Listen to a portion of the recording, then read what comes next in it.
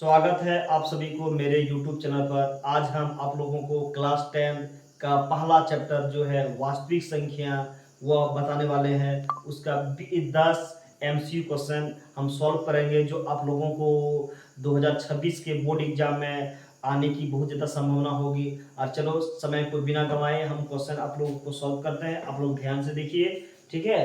चलो, यदि दो संख्या 8 और 12 है तो उनका एचसीएफ क्या होगा। मेरा क्वेश्चन क्या है, यदि दो संख्या 8 और 12 है तो उनका एचसीएफ क्या होगा। चलो हम सबसे आसान तरीका से आप लोगों को बताते हैं। ऑप्शन भी आप लोगों के पास है, यहाँ पे देखिए ऑप्शन भी दिया हुआ है और क्वेश्चन ये है। आप लोग तो पढ़े ही होंगे कि एचसीएफ क्या है। एचसीएफ हाईएस्ट कॉमन फैक्टर इसका फुल फॉर्म है, ठीक है। हिंदी में इसको मॉस या महत्तम समर्थक कहा जाता है, ठीक है।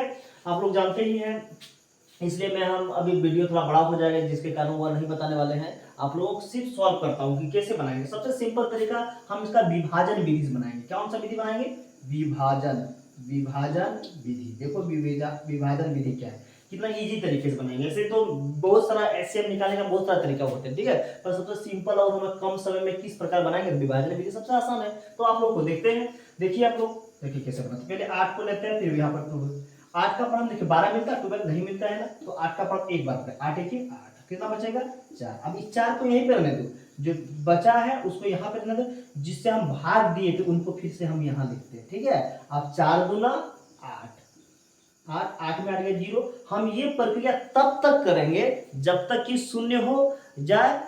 अगर शून्य नहीं हो जाए तो हम ये लंबी प्रक्रिया करते रहेंगे, ठीक है। देखो मेरा शून्य हो जाए। अब साधारण सा बात है, जिससे शून्य हो जाता है, जिससे भाग पूरी तरह कट जाता है, वही मेरा क्या हो जाएगा, एचसीएफ। अर्थात मेरा एचसीएफ बराबर 4 है। देखो ऑप्शन नंबर कितना में है, ऑप्शन नंबर ए में 4 है, तो मेरा पहला ऑप्शन ही सही है। आइए आप लोगों के लिए मैं दूसरी सवाल लेके आता हूं।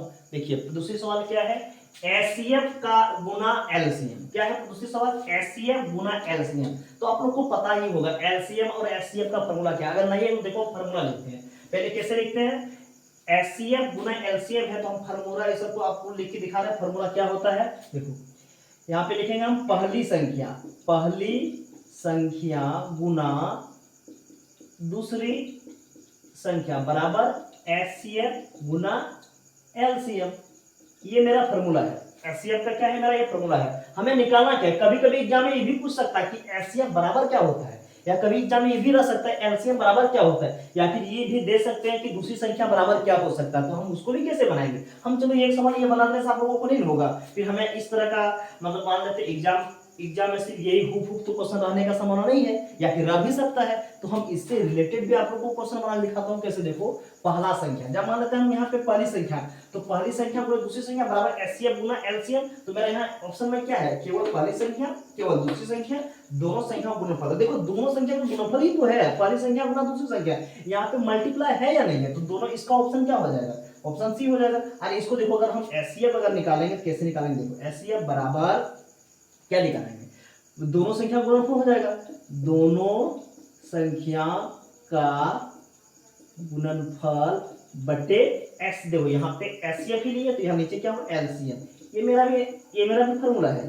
इस तरह भी एग्जाम में पूछ सकता है क्वेश्चन, ठीक है ना। तो इनको भी याद रखना है। अब मेरा ऑप्शन क्या है यहाँ, दोनों संख्या गुणनफल। देखो दोनों संख्या का गुणनफल यानी एक्स, दोनों संख्या गुणनफल यानी दो संख्या x1 x2 भी रह सकता है, दो संख्या 2 गुना 4 भी रह सकता है, दो संख्या। तो इसका हम बनाएंगे तो इसका बराबर क्या हो सकता है, दोनों संख्या गुणनफल एलसीएम गुना एचसीएफ, एचसीएफ गुना एलसीएम। चलो मेरा ऑप्शन सही, तीन सही है, ठीक है। चलिए नेक्स्ट, जैसे कि हमने दो सवाल कर लिए, अब मेरा तीसरा सवाल है। देखिए तीसरा सवाल क्या है, प्रश्न 3, किसी दो संख्याओं का एचसीएफ और एलसीएम क्रमशः 5 और कितना है 16 है। यदि एक संख्या 15 है तो दूसरी संख्या क्या होगा। वेरी सिंपल क्वेश्चन, देखो हल सॉल्व करते हैं। एचसीएफ मेरा कितना है, गिवन में दिया कितना है, दिया है कितना एचसीएफ दिया है, एचसीएफ लिख लो, आसानी होगा बनाने में। एचसीएफ मेरा कितना है 5, एलसीएम कितना है मेरा, एलसीएम कितना है 60। यदि एक संख्या मेरा क्या है, एक संख्या 15 है, तो दूसरी संख्या निकालना है ना, दूसरी संख्या इसका 2 है। चलो हम फॉर्मूला बता, अभी थोड़ा देर पहले आप लोगों को बताए थे हम पहला क्वेश्चन का फॉर्मूला। अब देखो वही फॉर्मूला बनाएंगे। एचसीएफ का फॉर्मूला क्या होता है, दोनों संख्या मतलब पहली संख्या गुना दूसरी संख्या बराबर क्या होता है, एचसीएफ गुना एलसीएम। ये फॉर्मूला याद आया तुम लोगों को, अभी हम पहले बताए थे, आप लोग सभी जानते हैं ये फॉर्मूला, ठीक है। अब पहली संख्या का वैल्यू मेरा क्या है, पहला संख्या देखो यहाँ क्या है, पहली संख्या अर्थात एक संख्या 15 है, दूसरी संख्या कुछ नहीं है, दूसरी संख्या लिख देते हैं, दूसरी संख्या। एचसीएफ का मान क्या है मेरा, एचसीएफ का मान 5 है, 5 लिखे, गुना एलसीएम का मान कितना है 15। अब देखो दूसरी संख्या निकालेंगे, दूसरी संख्या बराबर 5 गुना 15 बटे 50, सॉरी यहाँ पे आपका जाके एलसीएम का मान मेरा कितना है, एलसीएम का मान 60 है, कितना है 60, यहाँ पे 60 ही होगा, 60 लिख देते हैं। आप मेरा पहली संख्या कितनी है, पहली संख्या मेरा यहाँ पे देख लो, पहला संख्या 15, तो 15 देखो 15 है, अब ये कट जाएगा, 15 का बड़ा पढ़ो, 5 1 5, 5 3 15, ठीक है, 3 दूना कितना आया मेरा 20, मतलब दूसरी संख्या क्या है 20। तो देखो दूसरी संख्या ऑप्शन देखते हैं आप, पहला ऑप्शन है 10, दूसरी ऑप्शन है 12, तीसरी ऑप्शन है 20, जो कि मेरा यहाँ पे 20 आया है। आपका करेक्ट आंसर क्या हो जाएगा, सी। हमारा 3 सवाल आप लोगों को हम जो दिए वो बना चुके हैं। अब मेरा अगला सवाल है 4th नंबर, चौथा सवाल देखिए, किसी भी दो परमेय संख्याओं के बीच डैश होती है, क्या होती है, डैश होती है। किसी भी दो परमेय संख्या, परमेय संख्या किसको कहते हैं, परमेय संख्या ऐसी संख्या कहते हैं जिसको हम p बटे q के रूप में लिख सकते हैं, p बटे q के रूप में लिख सकते हैं, p बटे q के रूप में लिख सकते हैं, उसको हम लोग क्या कहते हैं, परमेय संख्या कहते हैं। तो परमेय संख्या एग्जांपल के तौर पर हम दो परमेय संख्या लेते हैं, मान लेते हैं कि 2/5 और एक हम ले सकते हैं 6/5, ये भी ले सकते हैं, दो परमेय संख्या ले लिए। तो हमें यहाँ क्वेश्चन में किसी भी दो परमेय संख्याओं के बीच क्या हो सकते हैं, दो परमेय संख्या केवल एक परमेय संख्या होती नहीं, अनंत परमेय संख्या होती नहीं, कोई नहीं होती, अनंत परमेय संख्या होती है। ये मेरा ऑप्शन सही है, पर ये ऑप्शन सही है आप लोग कैसे जान पाएंगे कि यही ऑप्शन मेरा सही है, हम आप लोग को एक सिंपल सा एग्जांपल के तौर पर बताते हैं। तो परमेय संख्या आपको पता है ना, 2 बटे मान लेते हैं इसमें 3, तो ये भी एक परमेय संख्या, क्यों, क्योंकि परमेय संख्या हम हमेशा क्या बताएं, किसी भी परमेय संख्या जिसको हम p बटे q के रूप में लिख सकते हैं उसको परमेय संख्या कहते हैं। यहाँ पे एक रीजन और q equal to not zero, ये नहीं हो सकता है, मतलब किसी भी संख्या के नीचे बटे जो हर होती है हर जीरो रहेगा तो परमेय संख्या हम उसको नहीं कर सकते हैं। जैसे मानते 3/0 तो इसका परमेय संख्या कहेंगे, परमेय संख्या हम नहीं कर सकते, क्योंकि 3/0 का मान होता है इन्फिनिट, या फिर इसका मान हो सकता है अनंत, ठीक है ना, इसलिए हम इसको परमेय संख्या नहीं बोल सकते हैं। परंतु हम 0/1 तो परमेय संख्या बोल सकते हैं, 2/2 परमेय संख्या है, 3/4 परमेय संख्या है। चलो हम छोटी सी एक एग्जांपल के तौर पे आप लोग को ये आंसर बताते हैं, इसका आंसर कितनी हो सकती है, एक से अनेक हो सकते हैं आंसर। जैसे 2/5 हर 5, इसको क्या ऐसा गुना करें, मान लेते हैं हम यहाँ पे 5 से गुना कर दिए दोनों, तो 5 गुना 10 बचे 25, ठीक है। अब इनको लिख लेते हैं, 6/5 दोनों का हर समान है, इसलिए फिर हम इसको दोनों का हर समान, तो हर समान ही रहना है, तो हम नीचे क्या ऐसा संख्या गुना करेंगे, 5/5 ही गुना कर देते हैं, 6×5 = 30 और 5×5 = 25। देखो अब कितने सारे आ गए, 10 और कितना और 30 के बीच, 10 और 30 के बीच अनेक परमेय संख्या हो सकता है। जैसे 11/25 लिख सकते हैं, 12/25 लिख सकते हैं, 13/25 लिख सकते हैं, डॉट इस तरह। अगर हम यहाँ पे 5 की जगह अगर हम 5 नहीं लेते हैं, बोलिएगा तुम लोग अगर आप लोग बोलिएगा कि 5 क्यों नहीं है, चलो हम 5 नहीं लेते, हम यहाँ पे 10 ही ले लेते हैं, 10 लेंगे। अगर 10 ही लेंगे क्या 10 दूना 20 यहाँ पे हो जाता है, और यहाँ पे क्या हो जाता है 10×5 = 50 हो जाता है। फिर इसको दोनों का बेस को हमको मिला के ही चलना पड़ेगा, दोनों एक समान ही होना चाहिए। यहाँ पे फिर हम चेंज करना है हमको, तो 10 तो बेस डालने के हमको 10 से फिर मल्टीप्लाई करना पड़ेगा, 10 यहाँ पे 10 × 60 हो जाता है, यहाँ पे यहाँ कितना हो जाता 10 × 60 हो जाता, हर 10×5 = 50। देखो मेरा दोनों का हर समान है, तो यहाँ पे 21 क्या होगा 50, 22/50, 23/50, इस तरह आप लोगों को परमेय संख्या बढ़ते रहेगा। इसलिए दो संख्याओं के बीच एक से अधिक अर्थात अनेक परमेय संख्या होती है।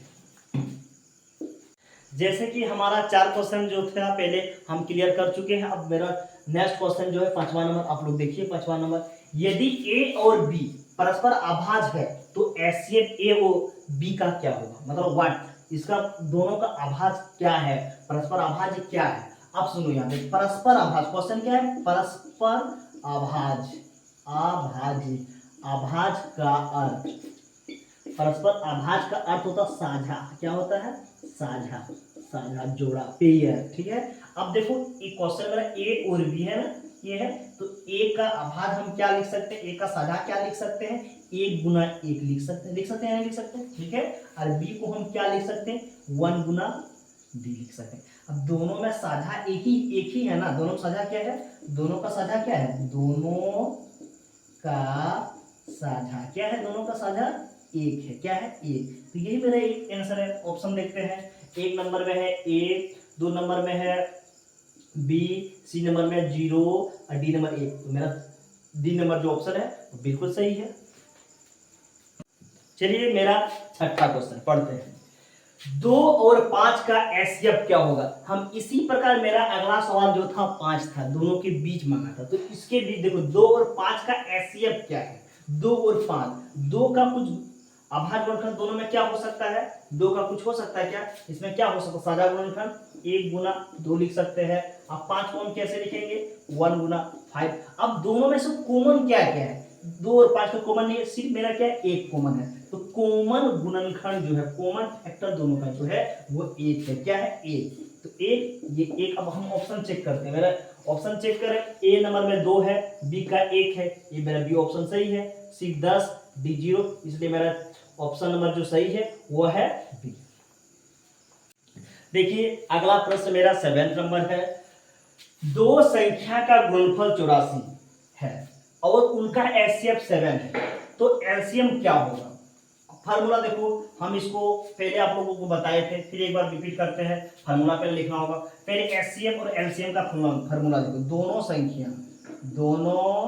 संख्याओं का गुणनफल बराबर एलसीएम गुना एचसीएफ।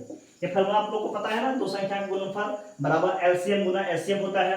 चलो दोनों संख्या में क्या है, मेरा दो संख्या का गुणनफल मेरा यहाँ ऑलरेडी दिया हुआ है, कितना दिया हुआ है, 84। तो 84 लिख देते हैं, किसी को कोई दिक्कत नहीं, 84 लिख सकते हैं। और उनका एचसीएफ 7 है। चलो एलसीएम का तो मान है नहीं, एचसीएफ का मान है मेरा 7 है, तो एलसीएम को हम इधर उठा लेते हैं। LCM equal to 84/7। अब कटेगा, देखो काटा के, 7 1 7 बचेगा 1, 7 दूना 14। LCM इक्वल टू 12, मेरा ये निकला। अब हम ऑप्शन चेक करता हूँ कौन सा ऑप्शन मेरा सही है। ए नंबर में 12, बी नंबर में 14, सी नंबर में 84, डी नंबर में 12। ऑप्शन डबल है, ऑप्शन मिस प्रिंट हुआ होगा ऑप्शन, तो मेरा ऑप्शन बी होगा। ये कुछ अलग हो सकता है, समझा, या फिर दोनों आंसर सही होगा। अभी तक मेरा 7 क्वेश्चन आप लोगों को हम क्लियर कर दिए। अब मेरा नेक्स्ट जो क्वेश्चन है 8 नंबर है, 8 नंबर का क्वेश्चन पढ़ते हैं। देखो √16 किस प्रकार का संख्या, √16 किस प्रकार का संख्या है। पहला ऑप्शन है परमेय संख्या, बी नंबर अपरमेय संख्या, सी नंबर अभाज्य संख्या, डी नंबर मिश्र संख्या। ऐसे तो हम बोल नहीं सकते हैं कि √16 किस प्रकार संख्या है, तो पहले √16 को हम लिख लेते हैं। √16 है, इसको हम 4 गुना 4 का में लिख सकते हैं, तो 4 हम निकाल सकते हैं। अब देखो मेरा 4 क्या है, 4 4 कौन सा है संख्या, तो 4/1 लिख सकते हैं, मतलब ये क्या एक परमेय संख्या ही है, क्या है ये परमेय संख्या है। तो ऑप्शन मेरा 1 नंबर बिल्कुल राइट आंसर है, ऑप्शन ए परमेय संख्या। चलिए मेरा नेक्स्ट सवाल जो है वो 9 नंबर है, पढ़ते हैं। किसी भी दो विषम संख्या को गुणनफल क्या होता है। किसी भी दो विषम संख्या गुणनफल क्या हो सकता है। एक विषम गुना विषम, देखो यहाँ पे विषम गुना विषम इक्वल टू विषम ही होगा, क्या होगा, विषम ही होगा। विषम गुना विषम इक्वल टू विषम। एग्जाम्पल के तौर पर देखो 3 × 7 क्या होगा, 7 या 21, विषम निकला। देखो ये भी विषम संख्या, ये भी विषम संख्या, तो विषम को विषम से मल्टीप्लाई करेंगे, क्या निकला, 21 निकला। तो मेरा क्वेश्चन क्या लिखा है, किसी भी दो विषम संख्याओं का गुणनफल क्या होता है। तो पहला लिखा है सम संख्या, दूसरा लिखा है विषम संख्या, तीसरा लिखा पूर्ण वर्ग, चौथा लिखा है अभाज्य संख्या। तो मेरा क्या होगा, ऑप्शन नंबर बी सही होगा, क्योंकि हम आप लोग को बताएं विषम गुना विषम होता है। तो यहाँ पे ऑप्शन नंबर बी है। चलिए मेरा 10वां क्वेश्चन आप लोगों को बता रहे हैं, 18 और 24 का एलसीएम क्या होगा। हम उतना देर तक आप लोगों को एलसीएम एचसीएफ के बीच संबंध वाला क्वेश्चन बताएं, फिर एचसीएफ बताएं, परंतु एलसीएम का देखो 10वां क्वेश्चन जो है मेरा 10वां नंबर एलसीएम बता रहे हैं आप लोगों को, थोड़ा ध्यान से देखिए। 18 और 24 का एलसीएम आप लोग 18 और 24 का एलसीएम कैसे निकालेंगे, देखो सिंपल तरीका से बता रहे हैं, ठीक है। 2 नाम 18, 2 12, 3 तिया 9, 3 4 12। अब देखो मेरा अब तो कटने वाला है नहीं, इसलिए हम मल्टीपल लिख देते हैं। 2 गुना 3 गुना 3 गुना 4, सबको पहले गुना करो। 3 गुना 6, 6 तिया 18, 18 चौके 72। तो ये मेरा एलसीएम कितना निकल गया, एलसीएम मेरा निकल गया 72। अब ऑप्शन चेक करता हूँ, देखो ए नंबर ऑप्शन है 36, बी नंबर ऑप्शन है 72, सी नंबर ऑप्शन है 6, डी नंबर ऑप्शन है 48। तो 72 मेरा बी नंबर ऑप्शन सही है। यदि मेरा सेक्शन आप लोगों को अच्छे लगे होंगे तो मेरे वीडियो को लाइक कीजिएगा, चैनल को सब्सक्राइब कर दीजिएगा और दोस्तों के साथ भी शेयर कीजिएगा, ताकि मेरा मनोबल बढ़े आप लोगों के बीच। जो जेट एग्जाम का जो बोर्ड एग्जाम आप लोगों का आने वाला है, उसके लिए मैं और सारा इंपॉर्टेंट क्वेश्चन आप लोगों के बीच हम शेयर करूंगा, बनाऊंगा आप लोगों को, ताकि आप लोगों को जितना सारा भी त्रुटि कोई भी प्रॉब्लम अगर होता है तो आप लोगों को प्रॉब्लम को मैं सॉल्व करूंगा। Thank you.